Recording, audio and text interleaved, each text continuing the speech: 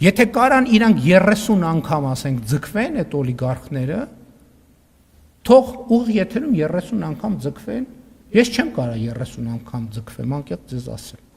բայց ես կարամ 100 կիլոմետր հեծանիվ քշեմ, թողան,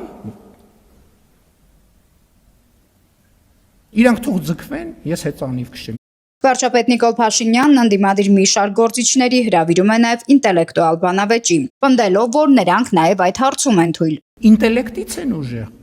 թող մտնեն ուղիղ եթեր իրանց ինտելեկտը ցույց տան, թող մտնեն ուղիղ եթեր իրենց ինտելեկտը ցույց տան, թող իրենց ինտելեկտուալ կարողությունները ցույց տան, թող իրենց բառապաշարը ցույց տան։ Ես համոզված եմ, որ երկու օլիգարխներն է թույլիկ են եւ վերլուծական մտքով եւ բառապաշարով։ Փաշինյանն ընդգծում է, նման բանավեճերը հնարավորություն կտան հանրությանը հասկանալ, ով ինչով է ուժեղ եւ ինչով թույլ։ Սակայն ընդդիմադիր դաշտում այս առաջարկը միանշանակ արձագանք չի ստացել եւ նրանք չեն շտապում ընդունել հրավերը։ Ուժեղ Հայաստանի խոսնակ Մարիան Աղահրամանյանը գրավոր արձագանքում նշել է, որ վարչապետի հայտարարությունները պայմանավորված են քաղաքական իրավիճակով, ընդգծելով, թե վերջինս խուճապի մեջ է։ Իսկ Գագիկ Ծառուկյանի գլխավորած Բարգավաճ Հայաստանը չի պատրաստվում մասնակցել նման ձևաչափի քննարկումների։ Կուսակցության խոսնակ Իվետ Ատոնոյանը վարչապետի նախաձեռնությունը համարում է ոչ լուրջ։ Իմ համար մաքսիմալ տարօրինակ է, որ իշխանությունների ղեկավարի օրակարգը ամբողջ աշխատանքային օրվա ընթացքում կամ վաղ առավոտյան մեկնարկում է նման անլուրջ չելենջների հայտարարություններով, որովհետև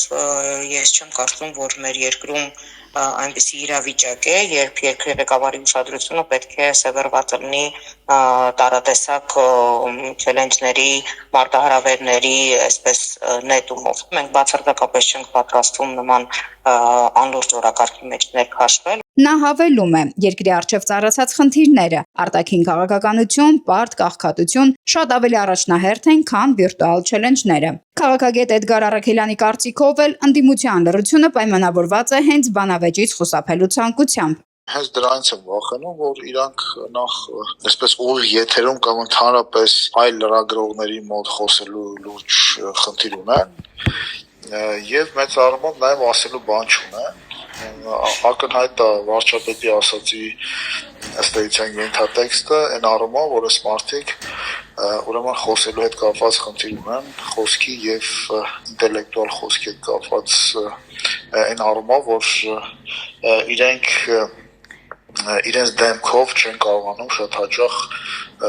ասել այն ամենը, ինչ որ ես փոխանեն ասում արհեստական բանականություն։ Առաքելյանն ընդգծում է, որ քաղաքական առողջ դաշտում բանավեճը անհրաժեշտ է, որպեսզի քաղաքացիները կարողանան տարբերակել անկեղծ եւ մանիպուլյատիվ խոսքը։ Թե արդյոք ընդդիմադիր առաջնորդներն, այդ թվում Ռոբերտ Քոչարյանը, կընդունեն վարչապետի հրավերը եւ կհամաձայնեն բաց բանավեճի, առայժմ պարզ չէ։ Ես խիստ կասկած ունեմ, որ նրանցից որևէ մեկը դուրս կգա բանավեճի, իսկ եթե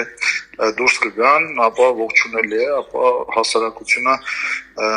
կլսի այս բոլոր մարդկանց եւ իր գնահատականը կտա։ Այսպիսով Նիկոլ Փաշինյանի նախաձեռնած հրապարակային բանավեճի առաջարկը մնում է օրակարգում, թեև ընդդիմադիր ուժերի մի մասն առայժմ հրաժարվում է ներգրավել այս ձևաչափում։